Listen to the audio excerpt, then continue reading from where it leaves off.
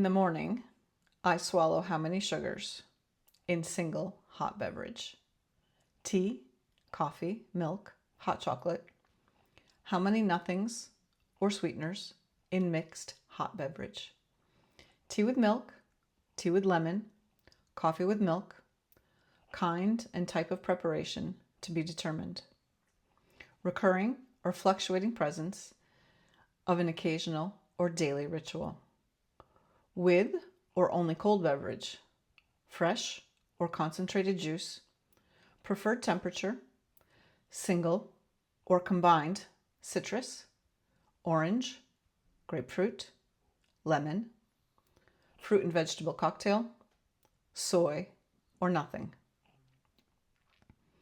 That sentence, and despite my many pauses, it is one sentence, has no punctuation, no verbs, and no mercy for the reader. And it is entirely, deliberately faithful to the French source text, of which it is a word-for-word translation. The source text is a novel called Certainement pas by Chloé Delaume, published in France in 2004. My translation was published by the University of Nebraska Press in 2018. Today, I want to talk about what it means to translate a text like this, a text that actively resists translation, that fights back, and that lies in order to tell the truth. My name is Dawn. Welcome to Lu et Approuvé, approved reading. This is the first episode, and I can't think of a better place to start. First of all, who is Chloé Delaume? She's one of the most formally radical writers working in French literature today. She's published over 20 books, novels, essays, theatrical dialogues, poetry. And in all of them, she does exactly the same thing. She writes herself. She constructs autofictions, texts where autobiography and invention are deliberately entangled, where the self is both author, narrator, and character, and something combining the three of these. Although Delaume's texts belong to the category of life writing, they're not confessions or invitations to voyeurism. She doesn't offer you intimacy as comfort.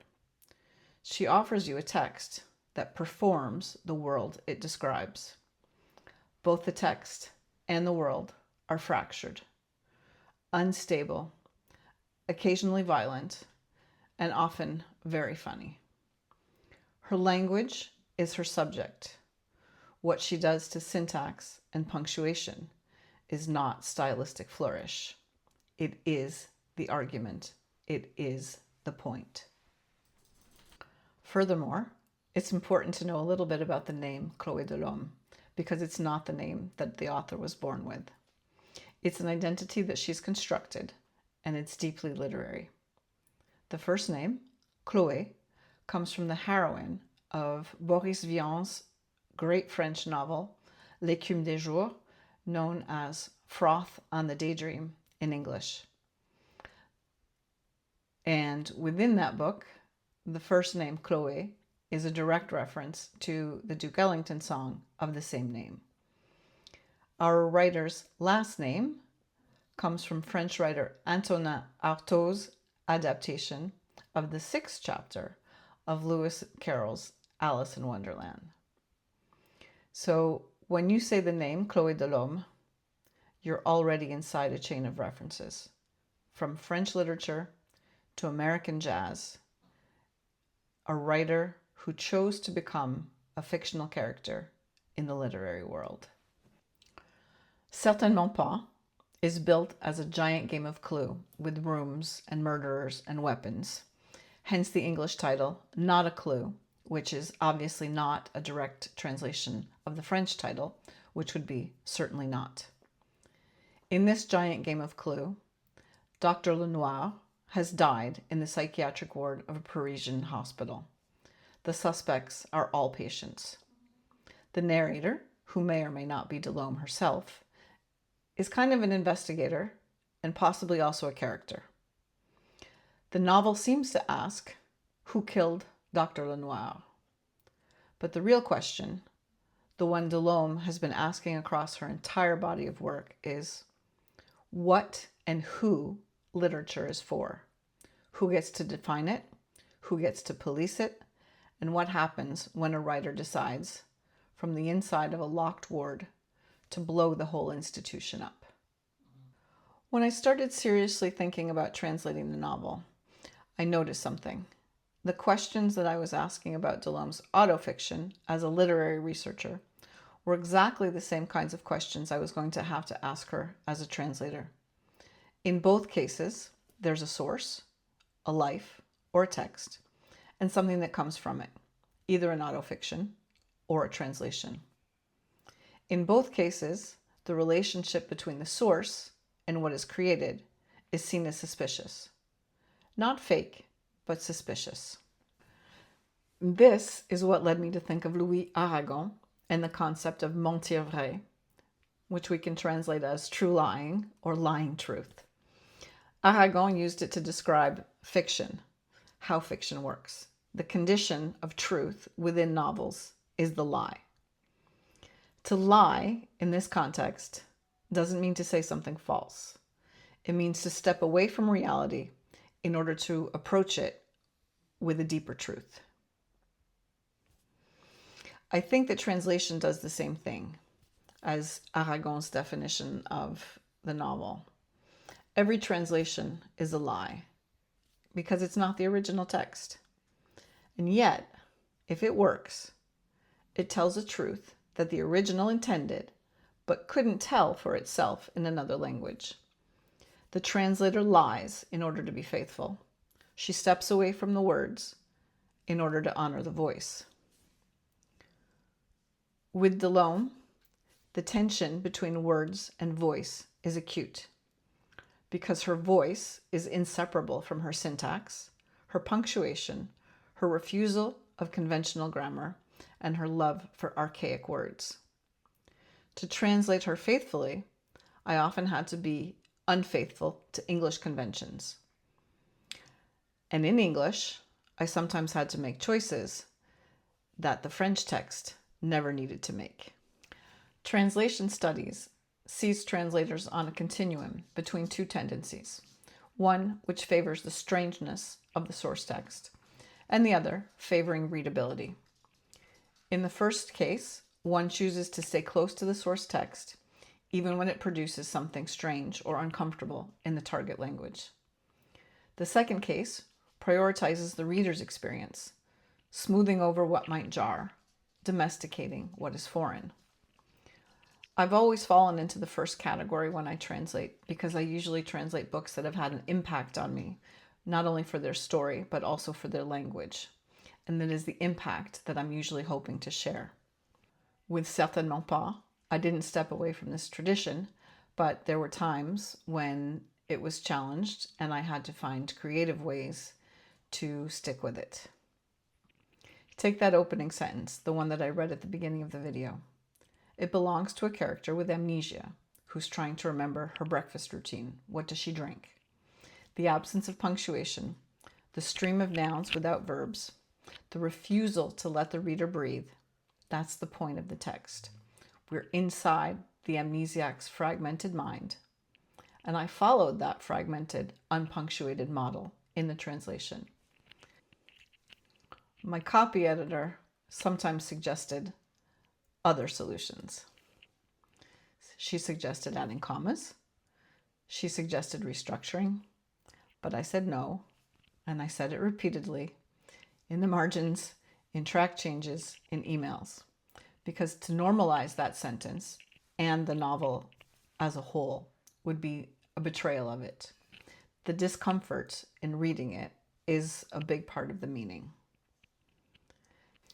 The same logic applied to visually important aspects of the text, such as forms to fill in, a musical score, shifts in font size or typeface that signal something important about a particular passage.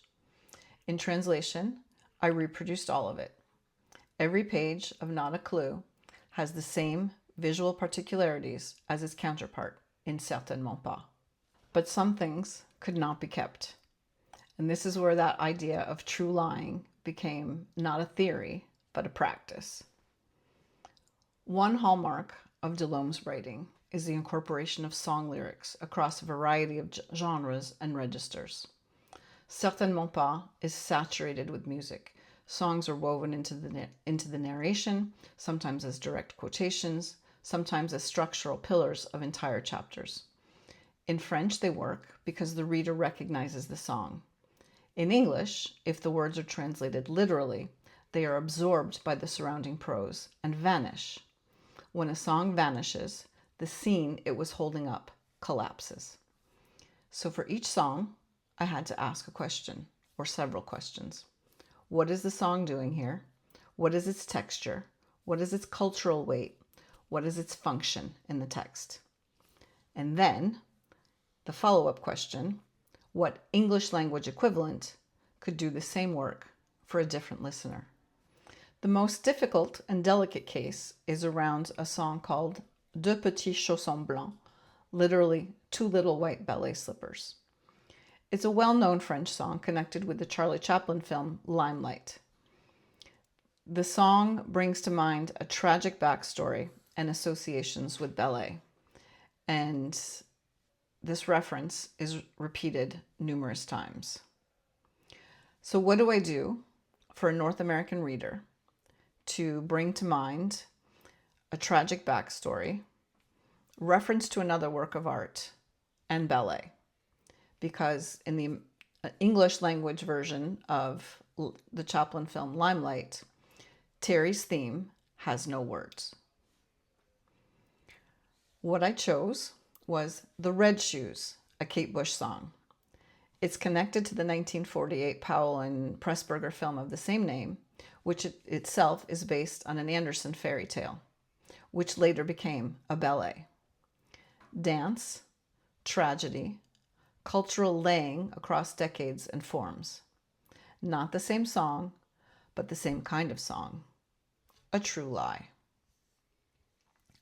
Another example is the French song with the title Sidonie a plus d'un amant. Sidonie has more than one lover. This Sidonie in the song is judged by her community for transgressing the rules that everyone else quietly breaks. This is also the theme of the American song Harper Valley PTA, a woman who calls out the hypocrisy of her neighbors, who turns the moral gaze back upon those wielding it. The social satire, the defiant woman, the small town verdict is reversed, and the swap works. The final song I'll talk about is an older song in French with the title La Polka du Roi, the King's Polka. This one took a lot of reflection and discussion and research. La Polka du Roi, a song by Charles Trenet, talks about a dance with a wax figure who's slowly disintegrating throughout the song. And it's punctuated by repeated exclamations of ah, ah, ah. The song is woven through an entire chapter of Delaume's novel, intercutting the narration with the lyrics in italics. It's a dance with something that's falling apart, but it's also a song about a love that exists only through music, a melody that holds the shape of an emotion, even as the object of that emotion disappears. Leonard Cohen's song, Take This Waltz, itself a transformation of a Garcia Lorca poem, gave me the dance, the tragic register, and the recurring I, where Trenet had ah, ah, ah. It also gave me something else. The idea of a love that is inseparable from the song that contains it. In Cohen, the waltz is not just the setting, it is the relationship. To take this waltz is to take this love, this grief, this particular kind of beauty that cannot survive outside the music. One chapter of Certainement pas is called Les Oubliettes, and it is comprised solely of a musical score. While I now know that it is Le Chant des Partisans, a song that Delaume incorporates from time to time in her work, At the time of the translation, I couldn't identify it. This led me to ask Delaume herself what song she would like to have appear in the translation. Her choice was Chloé, the Duke Ellington song that I mentioned at the beginning of this video. The score she chose for this chapter was, in a sense, the origin of her own name, thus bringing an autofictional element to the translation that is absent from the source text. But there's more. In the translation, the words of the song, Chloé, the first page of them, appear. And the last line of the lyrics read as follows. Dawn, that could be me, is creeping in through the tree, or at least through translation. Once again, Not a Clue was published by the University of Nebraska Press and is still available. Certainement pas is available from Édition Verticale in France. Chloé Delaume has a website, chloedelaume.net, where you can find out more about her literary career. And I created chloedelaumekritique.com, which contains a great deal of analysis of her work and a bibliography of scholarly articles if you want to go further. Next time on Lu and Approuvé, it will be a French language episode focusing on Lola Lafon's Chaviré and the myth of Galatea. If you found this video interesting, please like and subscribe. If you have questions, similar translation experiences, or suggestions for authors to explore, leave them in the comments. And if you know someone who's interested in contemporary French women's literature, please pass on the reference. See you next time.